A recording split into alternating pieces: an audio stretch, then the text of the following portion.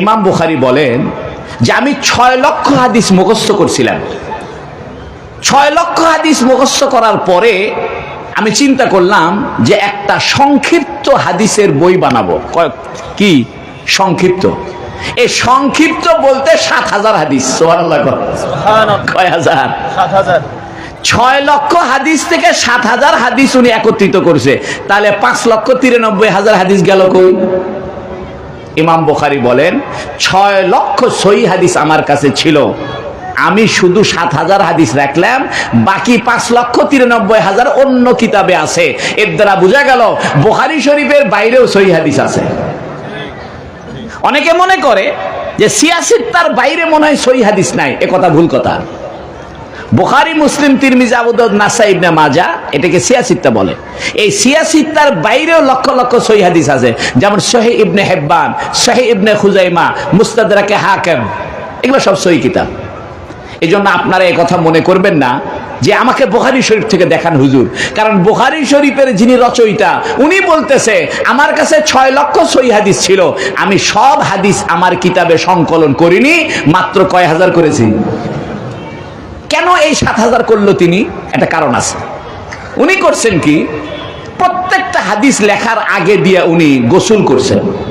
খেয়াল করেন, রোজা রাখছেন, 2 রাকাত নফল নামাজ পড়ছেন, আর রাসূলুল্লাহ সাল্লাল্লাহু আলাইহি সাল্লামের কবর শরীফের সামনে রিয়াজুল জান্নাহ অর্থাৎ রসুলের কবর আর মিম্বার এর মাঝখানে বসে উনি একটু মোরাকাবা করছেন। মোরাকাবা মানে ধ্যান করা, একটু ধ্যান করছেন। ইমাম বুখারী বলেন যখন রসুলের কবরের থেকে আমি সিগন্যাল পাইছি যে এটা রসুলের সরাসরি হাদিস, তখন আমি হাদিসটা লিখছি। প্রশ্ন হতে পারে উনি এই কিতাব লিখছে 16 বছর ধরে। কয় বছর? 16 বছর। এরপরে উনি এই কিতাব আবার 16 বছর পড়াইছে, তাহলে 16 বছর কি উনি মদিনা শরীফে বসেছিল? কয় না, প্রায় প্রায় মদিনা শরীফ যাইতো, বিশেষ করে রমজান মাসে যায় রাসূলুল্লাহ সাল্লাল্লাহু আলাইহি ওয়াসাল্লামের রওজা মোবারক, কবর শরীফ আর মিম্বরের মাঝখানে বসে কখনো 1000, 500, 700 হাদিস লিখে ফেলতো। এভাবে বারে বারে লিখতে লিখতে লিখতে লিখতে এই বুখারী শরীফটা উনি কি করেছেন? রচনা করেছেন। এই জন্য সমস্ত মুহাদ্দিস একমত যে কোরআন শরীফের পরে সবচাইতে সহিহ কিতাব কোনটা? বুখারী শরীফ।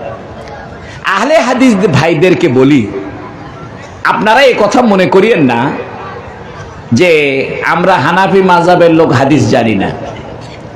প্রথম কথা হলো বুখারী, মুসলিম, তিরমিজি, সিয়াসিত্তার বাইরেও কি হাদিস আছে? সহিহ হাদিস আছে। আর বুখারী, মুসলিম, তিরমিজির বাইরেও আরো অসংখ্য হাদিস আছে। ইমাম বুখারী রাহমাতুল্লাহ আলাইহি একদিন ইমাম শাফির এক ছাত্র স্বপ্নে দেখে যে হুজুর সাল্লাল্লাহু আলাইহি ওয়াসাল্লাম বলতেছে, আরে কতদিন আর ইমাম শাফির কিতাব পড়বে, আমার কিতাব পড়বে না? নবী স্বপ্নে বলতেছে। উনি জিজ্ঞেস করছে, ইয়া রাসূলুল্লাহ আপনার কিতাব কোনটা? কয় আমার কিতাব হলো বুখারী শরীফ।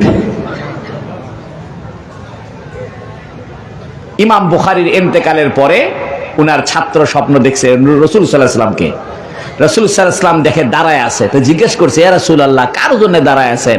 কয় ইমাম বুখারী আসতেছে, তার অপেক্ষায় দাঁড়ায় আছে। সুবহানাল্লাহ। বন্ধুরা আমার, এই জন্য এই বুখারী শরীফ অত্যন্ত গুরুত্বপূর্ণ একটি কিতাব এবং একজন আল্লাহর ওলি, একজন মুস্তাহিদ, একজন ফকিহ, একজন মুহাদ্দিস, একজন আল্লাহর ওলির লেখা কিতাব। এইবার আসেন আমরা হাদিসটা পড়ব। ইমাম বুখারী রাহমাতুল্লাহ আলাইহি তার এই হাদিসের কিতাবে প্রায় 97টি অধ্যায় লিখেছেন। কয়টি অধ্যায়? আর প্রায় 3350টি অনুচ্ছেদ লিখেছেন। অনুচ্ছেদ মানে উপশিরোনাম। তো পুরা বুখারী শরীফে অধ্যায় আছে কয়টা? বলেন না? 97টা। আর অনুচ্ছেদ বা ফসল, উপশিরোনাম প্রায় 3350টা। ইমাম বুখারী আজকে যে হাদিসটা আমরা পড়তেছি, এই হাদিস হলো, শিরোনাম হলো কিতাবুত তাওহীদ ওয়া রাদ্দু আলাল জাহমিয়া, অর্থাৎ একত্ববাদ এবং জাহমিয়া সম্প্রদায়ের প্রতিরোধ সংক্রান্ত অধ্যায়। জাহমিয়া সম্প্রদায় কারা? জাহাম বিন সফর নামক এক ব্যক্তি ছিল। এই ব্যক্তি বলতো যে দাড়ি পাল্লা টালিপা কিছু নাই। সে বলতো আমরা যে সুবহানাল্লাহ কই এটা বাতাসে উড়ে গেছে, এগুলা মাপসাপ কিছু হবে না। সে কিয়ামতের দিন মানুষের যে গুনাহ আর সওয়াব মাপ করা হবে এটা সে বিশ্বাস করতো না। সে বলতো একবার কলেমা পড়লে সে গুনাহ করুক আর সওয়াব করুক এটা কোনো ব্যাপার না, কলেমা পড়লে বেহেশতে চলে যাবে। কিছুটা আমাদের দেশের বাউল মার্কা ভণ্ড, বাউল মার্কা লোক বলে না যে নামাজ রোজার দরকার নাই, অন্তরে অন্তরে আল্লাহ থাকলেই হলো। এই জাহাম বিন সফর এই ভণ্ড ছিল ইমাম বুখারীর যুগে। এই জন্য ইমাম বুখারী করেছে কি, ওই তৎকালীন ভণ্ড জাহাম বিন সফওয়ানের বক্তব্যকে খণ্ডন করার জন্য একটা অধ্যায়, একটা শিরোনাম উনি নির্ধারণ করেছেন যে কিতাবুত তাওহীদ ওয়া রাদ্দু আলাল জাহমিয়া, অর্থাৎ জাহমিয়াদেরকে খণ্ডন করা। এই জন্য মনে রাখবেন, যুগে যুগে আলেমরা বাতিলদেরকে প্রতিরোধ না করলে সঠিক ইসলাম আপনারা পাইতেন না। এই জন্য আমরা যে এতাতিদের বিরোধিতা করি, বিভিন্ন বাতিল ফেরকা সম্পর্কে বলি, আর মানুষে বলে আরে হুজুররা খালি অপরের বদনাম করে, অপরের সমালোচনা করে। না না না, হুজুরদের এটা দায়িত্ব, ইসলামের নামে যদি কোনো ভণ্ড থাকে, কোনো বাতিল কোনো আকীদা থাকে, এটাকে চিহ্নিত করে দেওয়া আমাদের উপরে ফরজ। সেই দায়িত্ব পালন করছে ইমাম বুখারী। এই জন্য ইমাম বুখারী ওই দায়িত্ব পালন করতে গিয়ে এই অধ্যায়টা এনেছেন। এই অধ্যায়ের যে উপশিরোনাম, এই উপশিরোনামটা হলো বাবু কাউলিল্লাহি ওয়া নাযাউল মাওয়াজিন আল কিসতা লিয়াউমিল কিয়ামাহ। ইমাম বুখারী বলতেছেন, ইমাম বুখারীর একটা নিয়ম হলো, উনি উনার বইতে, উনার কিতাবে কোনো শিরোনাম যদি কোরআন শরীফের আয়াত থাকে তা কোরআন শরীফ আয়াত দিয়ে শিরোনাম বানায়। যদি কোরআন শরীফ আয়াত না পায় হাদিস দিয়ে বানায়। হাদিস যদি না পায় সাহাবীদের কোনো বক্তব্য দিয়ে বানায়। সাহাবীদের কোনো বক্তব্য যদি না পায় তাবেঈদের বক্তব্য দিয়ে বানায়। অথবা কোরআন থেকে কোনো উসুল বের করে, কোনো নীতিমালা বের করে এটা বানায়। মাঝখানে একটা কথা বলি, অনেকে মনে করে যে ইমাম আবু হানিফা সাহেব হাদিস জানে না। মনে রাখবেন, ইমাম আবু হানিফা রাহিমাহুল্লাহর জন্ম 80 হিজরি। কত হিজরি? আর ইমাম বুখারীর জন্ম 194 হিজরি। এর অর্থ হলো ইমাম আবু হানিফার চাইতে ইমাম বুখারী 114 বছরের ছোট। কত বছরের ছোট? যে লোকটা ইমাম আবু হানিফার চাইতে 114 বছরের ছোট, তাহলে ইমাম বুখারীর আগে হাদিস ছিল না ছিল না? ছিল। মানুষে মনে করে যে ইমাম আবু হানিফা হাদিস জানে না, এই হাদিস বের সর্বপ্রথম ইমাম বুখারী দুনিয়াতে কিতাব বানাইছে। কথা ভুল। ইমাম বুখারীর জন্মের 114 বছর আগে ইমাম আবু হানিফা সাহেব হাদিসের কিতাব লিখছেন, মুসনাদে ইমামে আজম। এই কিতাব আমার কাছে আছে। এই জন্য এই ভুলটাও ভেঙে দিলাম। মনে করবেন না যে ইমাম বুখারী সর্বপ্রথম বুখারী শরীফ সংকলন করছে, এর আগে মনে হয় হাদিস আর কোনো বই আকারে ছিল না। এটা ভুল কথা। বই আকারে আগেও ছিল, এটা ইমাম আবু হানিফা সাহেব করছে। এখন আসেন, ইমাম বুখারী রাহমাতুল্লাহ আলাইহি উনার এই বুখারী শরীফের শেষ হাদিসের যে শিরোনাম দিয়েছে, শিরোনামটা কোরআন শরীফ আয়াত কি, সেটা ওয়া নাযাউল মাওয়াজিন আল কিসতা লিয়াউমিল কিয়ামাহ। আল্লাহ বলছেন যে হে দুনিয়ার মানুষ, আমি কিয়ামতের দিন ন্যায়সঙ্গত দাড়িপাল্লা স্থাপন করব। কিয়ামতের দিন ন্যায়সঙ্গত দাড়িপাল্লা, এর দ্বারা বোঝা গেল দাড়িপাল্লা এখনো আছেই, খালি আল্লাহ ওটা টাইনা বাইর করে সামনে আনবে। যদি আল্লাহ বলতো নাখলুকুল মাওয়াজিন আল কিসতা লিয়াউমিল কিয়ামাহ, যে আমি দাড়িপাল্লা সৃষ্টি করব, তাহলে বোঝা যায় তো দাড়িপাল্লা নাই, নতুন করে বানাবে। কিন্তু আল্লাহ যেহেতু বলছেন নাযাউল মাওয়াজিনা, এর দ্বারা বোঝা যায় দাড়িপাল্লা কি আছে। আচ্ছা, এখানে একটা ছোট্ট কথা, দাড়িপাল্লা আরবি হলো মিজান, এর বহু বচন হলো মাওয়াজিন। আল্লাহ বলছে অনেকগুলো দাড়িপাল্লা, তাহলে দাড়িপাল্লা কয়টা হবে? তো মুহাদ্দিসিন ইকরাম বলতেছেন যতগুলো মানুষ ততগুলো দাড়িপাল্লা হবে। কেউ কেউ বলতেছে না দাড়িপাল্লা একটাই হবে। তো বহু বচন আনলো, বলতেছে দাড়িপাল্লা অনেক বড় হবে, এবং এই দাড়িপাল্লার ভিতরে নামাজ, রোজা, হজ, জাকাত, চুরি, চামারি, গীবত, মদ খাওয়া, গাঁজা খাওয়া, ঘুষ খাওয়া, যত রকমের অপরাধ আছে সব মাপা হবে, যত রকমের নেক আমল আছে সব মাপা হবে। এই জন্য দাড়িপাল্লার বহু বড় দাড়িপাল্লা হবে। এই সম্মান বোঝানোর জন্য দাড়িপাল্লা বহু বছর আছে। কিন্তু আমার কাছে একটা কথা মনে হয়, এটা আমার ব্যক্তিগত মতামত, সেটা হলো যে আল্লাহ দাড়িপাল্লা একটাই বানাবে, কারণ হাদিসে তাই বোঝা যায় যে দুটা পাল্লা আছে। কিন্তু দাড়ি পাল্লাটা এত বড় যে এক এক সাইড থাকবে কাউন্টারের মতো।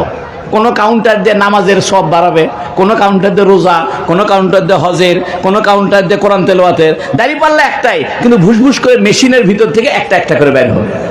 যেমন দেখবেন বিভিন্ন ক্লিনিকে মানুষ যখন মেশিনের সামনে দাঁড়ায়, তা কাগজের মধ্যে বের হয় রক্তচাপ, হার্টবিট, তারপরে উচ্চতা, সব একসাথে কি একসাথে কাগজে বের হয়। তো দাড়ি পাল্লা আল্লাহ এমন একটা বানায় রাখছে যে দাড়ি পাল্লার সামনে দাঁড়ানোর সাথে সাথে সারা জীবনের যত আমল আছে সবগুলো মাপ দিয়ে দাড়ি পাল্লা বের হবে।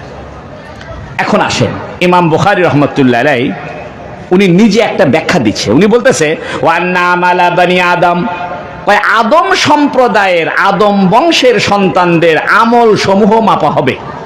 ওয়াকাউলাহুম ইউজানু অথবা তুজানু, এটা মুয়ান্নাস হিসেবে পড়া যায়, কুল্লু জামিল ফি হুকমি তানিস। আদম সন্তানের সমস্ত আমল এবং কথা মাপা হবে। ইমাম বুখারী বলতেছে আমল আগে, কথা পরে। তাহলে কথাও মাপবে, আমলও মাপবে। অর্থাৎ আমরা যে কথা বলি, ভাই কেমন আছো, একজন মানুষকে গালি দিলাম, এই মুখের কথাটাও মাপা হবে। এখন প্রশ্ন হলো মুখের কথা মাপবে কেমনে? এটা আর বর্তমানে কোনো সমস্যা নাই। বর্তমানে ঠান্ডা মাপে, গরম মাপে, প্রেসার মাপে, জ্বর মাপে, মাপে কিনা? তো জ্বর তো হাত দিয়ে ধরা যায় না, ঠান্ডা তো হাত দিয়ে ধরা যায় না। ঠান্ডা যদি মাপা যায়, গরম যদি মাপা যায়, জ্বর যদি মাপা যায়, প্রেসার যদি মাপা যায়, কিয়ামতের দিন আমাদের নামাজ, রোজা, হজ, যাকাত সব আল্লাহ মাপবে। এটা কোনো আল্লাহর কাছে কঠিন নয়। ইমাম বুখারী উনি মাযহাব মানে, অনেকে মনে করছে ইমাম বুখারী মাযহাব মানে না। দেখেন ইমাম বুখারী মাযহাব মানে। উনি বলতেছে ওয়াকালা মুজাহিদ আল কিসসাসু অথবা আল কুসতাসু, মানে মুজাহিদ একজন তাবেঈ, উনি একজন বড় আলেম মুফাসসির, ওনার নাম মুজাহিদ। এটা ইমাম বুখারীর আগের লোক। ইমাম বুখারী বলতেছে যে দেখো আমার কথা না, এটা আমার পূর্ববর্তী আলেম মুজাহিদের কথা। তাহলে ইমাম বুখারী তার পূর্ববর্তী আলেম মুজাহিদের অনুসরণ করছে কি করে নাই? ইমাম বুখারী মাযহাব মানে। তো মানুষের ভুল বুঝায় যে ইমাম বুখারী মাযহাব মানে না, অথবা আমরাও মাযহাব মানি না। ডাহা মিথ্যা কথা। পুরা বুখারী শরীফে ইমাম বুখারী কোন মাযহাব মানে, কার মতামত অনুসরণ করে, এগুলো আছে। ইমাম বুখারী বলতেছে যে দেখেন মুজাহিদের একটা কথা আমি মেনে নিছি, সেটা কি আল কুসতাসু আল আদল বির রুমিয়া।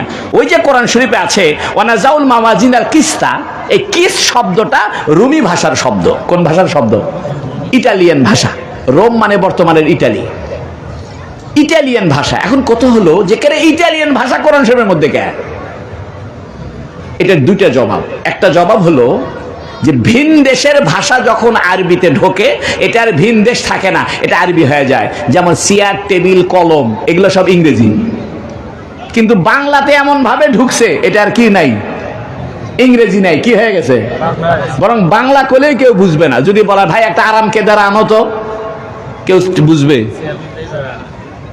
চেয়ার না বলা পর্যন্ত কেউ বুঝবে না।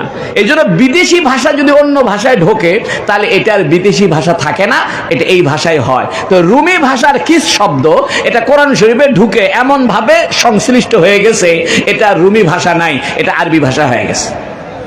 দুই নম্বর কথা হলো সমস্ত ভাষার সৃষ্টিকর্তাকে আল্লাহ। দেখায় শোনো, পৃথিবীর সব ভাষা আমি বানাইছি। এই জন্য কোরআন শরীফের মধ্যে কিছু বিদেশি ভাষাও আছে। যেমন ইব্রাহিম, এটা হিব্রু ভাষা। যেমন কিসতাস, এটা রুমি ভাষা। ইনজিল, এটা আপনার এই ইব্রানি ভাষা। বিভিন্ন ভাষার শব্দ কোরআন শরীফে আছে। আল্লাহ বুঝাইতে চায় যে সব ভাষার সৃষ্টিকর্তাকে আল্লাহ। ইমাম বুখারী বলতেছে দেখেন যে আমার ওস্তাদ মুজাহিদ বলছেন ওই ক্বালু আল কিসতু মাজদারুল মুকসিত, মুকসিতের মাজদার কিস্ত। আচ্ছা তোমরা বলো তো, মুকসিতের মাজদার তো কিস্ত না, মুকসিতের মাজদার একসাথ। মুকসিত তো বাবে ইফালের ইসমে ফাইলের সিগা, এটার মাজদার তো কিস হয় না, এটার মাজদার কি হয়? কারণ বাবে ইফালের মাজদার ইফালুন, একসাতুন। ইমাম বুখারী বলতেছে এটা মাজদারুল মাজদার। নিচে লিখে দিয়েছে দেখো, আই আল মাহজুবুজ জাওয়ায়েদ নজরুন ইলা আসলি ফাওয়া মাজদারু মাজদারিহি। এর মানে হলো মুকসিতের মাজদার একসাথ, একসাথের মাজদার কিস্ত। কিস্ত হলো মূল মাদ্দা। আপনারা কিছু বুঝলেন? আরে বলেন না, কিছুই বলেননি। এর মানে হলো বাংলা দিয়া বুখারী শরীফ কিনে জীবনে আলেম হতে পারবেন না। আপনি বাংলা দিয়া বুখারী শরীফ কিনে না সারা দিন মুখস্থ করলেও জীবনে আলেম হতে পারবেন না। আলেম হওয়ার জন্য দুই শর্ত। এক নম্বর, ওস্তাদের কাছে শিখতে হবে।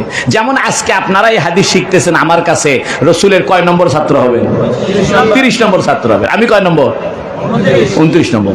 কিন্তু ইন্নামাল আমালু বিন্নিয়াত এসে আমি আবার 24 নম্বর। বুখারীতে কিন্তু 84 হাদিস আছে। 84 মানে 3 ওস্তাদ। 84 মানে কি? 3 ওস্তাদ। যাই হোক, মনে রাখবেন, কোরআন হাদিসের আলেম হতে চাইলে নিয়মতান্ত্রিক ভাবে নাহু, সরফ, ফাসাদ, বালাগাত, মান্তেক, এলমুল ইশতেকাক, এলমুল লুগা, এলমুল মান্তেক, এগুলো সব শিখার পরে আপনি কোরআন হাদিস শিখতে পারবেন। আপনি a square plus b square is equal to ab whole square এই সূত্র না জানলে তো বীজগণিত অঙ্ক করতে পারবেন না। তা কোরআন হাদিস কি আপনার ছিলা কলা? এটা কি হাতের মোয়া যা আপনি খালি বাংলা দেখি না আনলে মৌলবি হয়ে গেলেন? এই জন্য এই বক্তব্যটা আমি দিলাম। ইমাম বুখারী বলতেছে ওয়াহুয়াল আদেল, অর্থাৎ যদি বাবে ইফাল থেকে আসে তাহলে এটার অর্থ হবে ন্যায়পরায়ণ, আদেল। ও আমাল কাসেদ, কাসেদ হলো সলাসি মুজাররাদের ইসমে ফাইলে সিগা, আর মুকসেদ হলো সলাসি মজিদ ফির থেকে। বুঝেনি কথাটা? এই জন্য যদি সলাসি মুজাররাদ থেকে আসে কাসেদ হয় তাহলে ফাহুয়াল জায়ের, এটার অর্থ হবে জুলুম। অর্থাৎ কিস মাজদার থেকে ইসমে ফাইল বাবে ইফাল থেকেও হয়, সলাসি মুজাররাদ থেকেও হয়। যে বাবে ইফাল থেকে হলে মুকসেদ, তখন তার অর্থ হবে ন্যায়পরায়ণ। আর যদি সলাসি মুজাররাদ থেকে ইসমে ফাইল আসে কাসেদ, তখন তার অর্থ হবে জুলুমকারী। এটা মজার ব্যাপার, আরবি ভাষায় একই শব্দ ন্যায়পরায়ণের অর্থও দিচ্ছে, জুলুমের অর্থও দিচ্ছে। এর মানে হলো তুমি যদি ন্যায়পরায়ণ না হয় তাহলে তুমি জালেম, আর তুমি যদি জালেম না হও তাহলে ন্যায়পরায়ণ। মাঝখানে কোনো 3 নম্বর রাস্তা নাই। এই জন্য আপনাকে পরিষ্কার হতে হবে, হয় পাক্কা মুসলমান না হয় মুসলমানের বাইরে। অর্ধেক মুসলমান অর্ধেক মুসলমানের বাইরে, তা চলবে না। ঘুষও খাবেন, ওমরাও করবেন, হজও করবেন, তা হবে না। পরিপূর্ণ ইসলামে ঢুকে যান। উদখুলু ফিস সিলমি কাফা ওয়া মান ইয়াবতাগি গায়রাল ইসলামি দীনান ফালা ইউকবালু মিনহু। এখন ইমাম বুখারী বলতেছে, দেখেন, ওয়াবিহি ক্বালা হাদাসানা আহমদ ইবনে আশকাব। এই যে আহমদ বিন আশকাব হলো আমার কয় নম্বর ওস্তাদ? 24 নম্বর ওস্তাদ। একটা কথা মনে রাখবেন, তোমরা মনে রাখো, এই যে সিলসিলা আছে হাদিসের সনদ, মাঝে মাঝে এই সনদটা উচ্চারণ করে আল্লাহর কাছে দোয়া করবে। কারণ এতগুলো বুজুর্গ, এতগুলো মুহাদ্দিসের নাম তুমি উচ্চারণ করে করে নবী পর্যন্ত পৌঁছলে, তো নবীকে বলতে পারলে ইয়া রাসূলুল্লাহ আমি আপনার 30 নম্বর ছাত্র, তা আপনি আমার জন্য সুপারিশ না করলে কার জন্য করবে? আহমদ বিন আশকাব উনি বলেন, অর্থাৎ ইমাম বুখারীর ওস্তাদ আহমদ বিন আশকাব, উনি বলেন হাদাসানা মুহাম্মদ বিন ফুজাইল। আমার ওস্তাদের নাম মুহাম্মদ বিন ফুজাইল, তার ওস্তাদের নাম হলো আন ওমারাত বিন কাকা, তার ওস্তাদের নাম আবু জুরা, আবু জুরার ওস্তাদের নাম হলো আবু হুরাইরা রাদিয়াল্লাহু আনহু, আর আবু হুরাইরা রাদিয়াল্লাহু আনহু ওস্তাদের নাম হলো মুহাম্মাদুর রাসূলুল্লাহ সাল্লাল্লাহু আলাইহি ওয়াসাল্লাম। মনে রাখবেন, যে কোনো ব্যক্তি হাদিস পড়াইতে পারবে না, যার এই সনদ নাই সে হাদিস পড়াতে পারবে না। এই জন্য আব্দুল্লাহ ইবনে মুবারক বলেছেন, লাউলাল ইসনাদু লাকালা মান শা মা শা। যদি সনদের ধার না ধারতো মানুষ যা খুশি তাই বলতো। আল ইসনাদু মিনাদ দ্বীন, সনদ হলো দ্বীনের খুঁটি। এই জন্য যার তার কাছ থেকে ইসলাম শিখবেন না, ফেসবুকের মৌলবি দেখে পাগল হবেন না। এখন তো আমরা ফেসবুক দেখে বক্তা খুঁজে বের করতেছি। ফেসবুকের হুজুরের ফতুয়া নেবেন না। আপনাদের সৌভাগ্য, আপনাদের শহরে জামিয়া আশরাফিয়া মাদ্রাসা আছে, এখানে ফতুয়া বিভাগ আছে, এখানে ফতুয়া দেওয়ার জন্য আলাদা বিভাগ আছে। এই জন্য খবরদার, মোবাইলে কোনো মৌলবীর ফতুয়া, কোনো মাসলা শুনবেন না। এখানে আসবেন, জামিয়া আশরাফিয়া মাদ্রাসা থেকে ফতুয়া নেবেন। কারণ জামিয়া আশরাফিয়া যারা হাদিস পড়ায় তাদের সবার নবী পর্যন্ত সনদ আছে। এরা সবাই নবীর, কেউ 26 নম্বর, কেউ 30 নম্বর, কেউ 32 নম্বর, কেউ 33 নম্বর ছাত্র। এখন আসেন, রাসূলুল্লাহ সাল্লাল্লাহু আলাইহি ওয়াসাল্লাম বলতেছেন, ক্বালান নবী সাল্লাল্লাহু আলাইহি ওয়াসাল্লাম, নবী সাল্লাল্লাহু আলাইহি ওয়াসাল্লাম বলেন, কি বলেন? কালিমাতানে, দুটি বাক্য, হাবিবাতানে, আমার সঙ্গে পড়েন, قال النبي صلى الله عليه وسلم كلمتان حبيبتان إلى الرحمن خفيفتان على اللسان ثقيلتان في الميزان سبحان الله وبحمده سبحان الله العظيم। এইবার আপনারা নবীর কয় নম্বর ছাত্র হইলেন? মাশাআল্লাহ। এখন আসেন এই হাদিসের অর্থটা বইলা আমরা পাগড়ি দিব ইনশাআল্লাহ। নবী আলাইহিস সালাম বলছেন যে দুনিয়ার মানুষ শোনো, কালিমাতানে, দুটি বাক্য। কালিমা মানে তো বাক্য না, কালিমা মানে দুটি শব্দ। কালিমার আরবি হলো কালা মানে, তা বলা দরকার ছিল কালা মানে, ঠিক না? তা কালা মানে না বলে কালিমা কেন বলতেছে? এই জন্য বলতেছে কিছু কিছু কালাম এত সহজ হয়, এত বেশি উচ্চারিত হয়, এটা কালিমার মতো হয়ে যায়। যেমন লা ইলাহা ইল্লাল্লাহ, এটা কালিমায়ে তৈয়বা না কালামে তৈয়বা? বলা দরকার ছিল কালামে তৈয়বা, কারণ লা ইলাহা ইল্লাল্লাহ মুহাম্মাদুর রাসূলুল্লাহ এটা তো একটা বাক্য, তো বলা দরকার ছিল কালামে তৈয়বা, কিন্তু আমরা কি বলতেছি? কেন বলতেছি? এটা যদিও কালাম বাক্য, কিন্তু এটা এক শব্দের মতো হয়ে গেছে। আপনারা কিছু বুঝলেন না, এর মানে হলো মাঝে মাঝে কিছু বুঝবেন, কিছু বুঝবেন না। যেটা বুঝবেন না এটা বুঝার জন্য 12 বছর ডাল খায়া আলু ভর্তা খায়া মাদ্রাসায় না পড়া পর্যন্ত বুঝবেন না।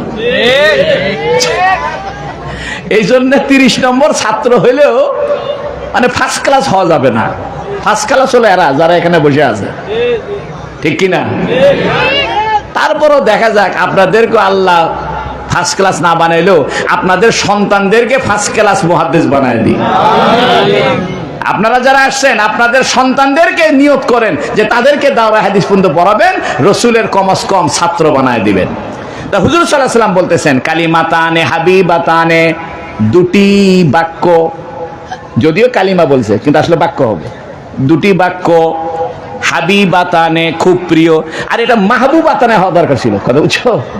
কারণ কালিমা তো হাবিব হয় না, এটা হাবিব আর মাহবুব হয়। হাবিব হলো ফাইল আর মাহবুব হলো মফুল। তো যখন কেউ কাউকে ভালোবাসে ওই হয় মফুল, আমি ভালোবাসি, আমি হাবিব। আর যাকে ভালোবাসি সে মাহবুব, সে কি? মাহবুব।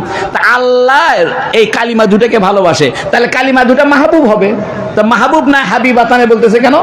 বলতেছে এত প্রিয়, এত প্রিয়, এটা মাহবুবর কাছেও প্রিয়, হাবিবের কাছেও প্রিয়, অর্থাৎ আল্লাহর কাছেও প্রিয়, বান্দার কাছেও প্রিয়। এই জন্য মাহবুব না বলে কি বলতেছে? হাবিবাতানে।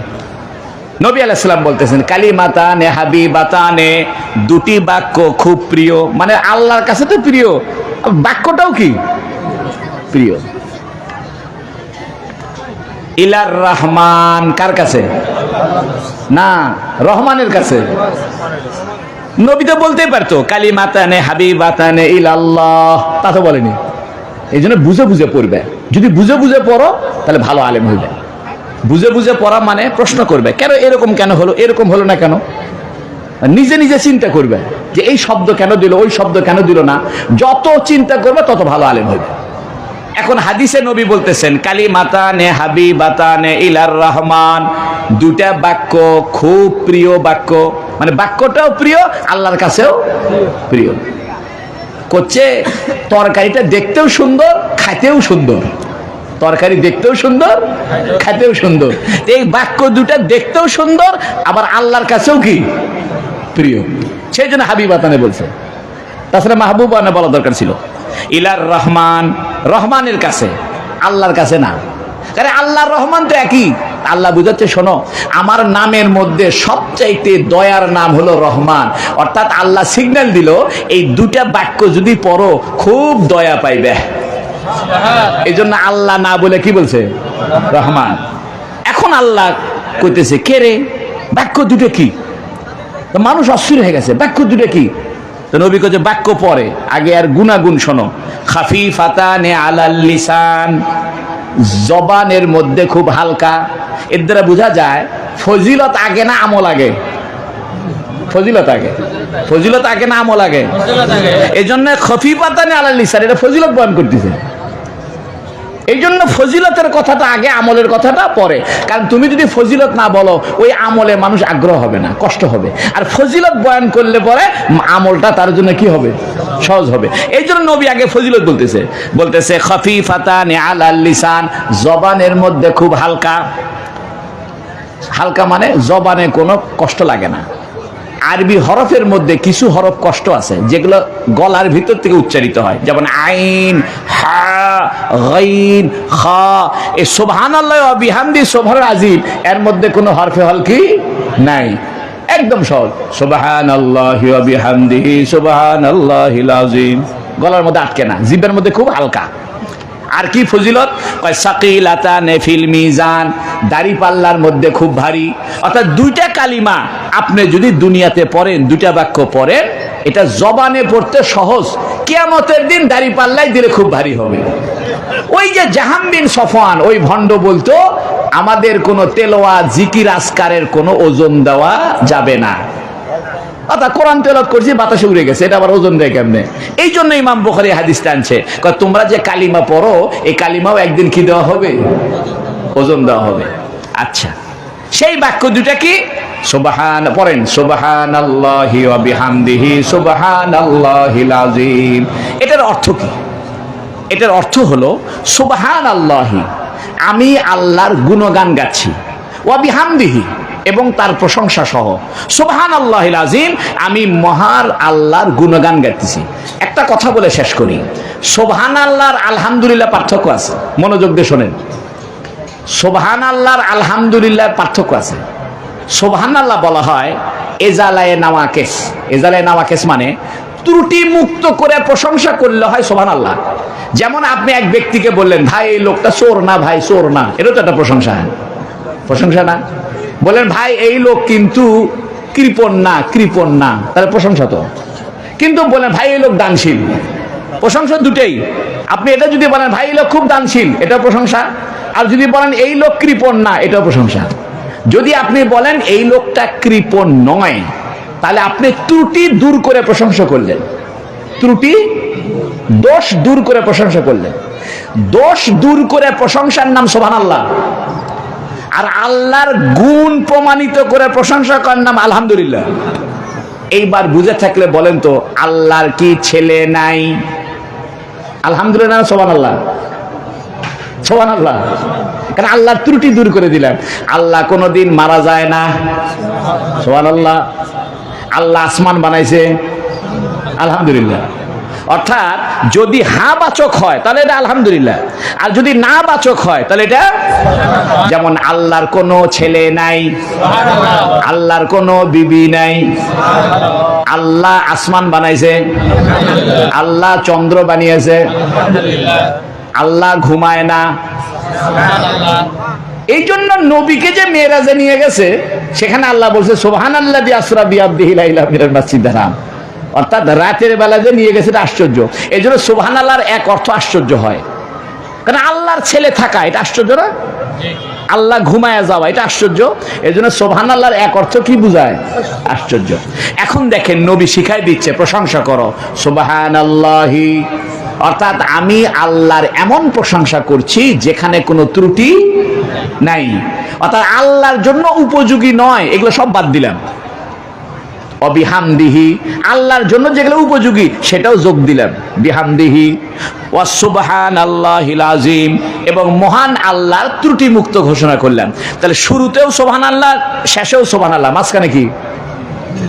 আলহামদুলিল্লাহ, বিহামদিহি। তাহলে শুরুতেও দোষ নাই, শেষেও দোষ নাই, মাঝখানে খালি প্রশংসাই প্রশংসা। এই জন্য আল্লাহর শুরুতেও কোনো দোষ নাই, আল্লাহর শেষেও কোনো দোষ নাই, আল্লাহর আগেও কেউ নাই, আল্লাহর পরেও কেউ নাই। ওয়াল আউয়ালু ওয়াল আখিরু ওয়াজ জাহিরু ওয়াল বাতিনু, আল্লাহর শুরুতেও আল্লাহ, শেষেও আল্লাহ। এই জন্য এই বাক্যটা খুব দামি হয়ে গেছে আল্লাহর কাছে। কারণ শুরুতে বলা হচ্ছে সুবহানাল্লাহ, হে আল্লাহ আপনার কোনো ত্রুটি নাই, আপনার ছেলে নাই, মেয়ে নাই, আপনি ঘুমান না, আপনি খান না, কোনো ত্রুটি আপনার নাই। মাঝখানে বলতেছে অবিহামদিহি, আপনার জন্য উপযোগী সব বিষয় আছে। পরে আবার বলতেছে সুবহানাল্লাহিল আজিম, আপনার কোনো ত্রুটি নাই, আপনি মহান, আপনি মহান। এই হাদিসটা বুখারী শরীফ আরেক জায়গায় আছে। সেখানে নবী আলাইহিস সালাম বলছেন, কারো গুনাহ যদি সাগরের ফেনা পরিমাণ হয় আর এই তসবিহটা সকালে 100 বার বিকালে 100 বার পাঠ করে, আল্লাহ তার সাগরের ফেনা পরিমাণ গুনাহ মাফ করে দিবে। আমার সাথে পড়েন সুবহানাল্লাহি ওয়া বিহামদিহি সুবহানাল্লাহিল আযীম সুবহানাল্লাহি ওয়া বিহামদিহি সুবহানাল্লাহিল আযীম সুবহানাল্লাহি ওয়া বিহামদিহি সুবহানাল্লাহিল আযীম। মাশাআল্লাহ। এখন ইনশাআল্লাহ সম্মান সূচক পাগড়ি দেওয়া হবে, এরপরে দোয়া হবে।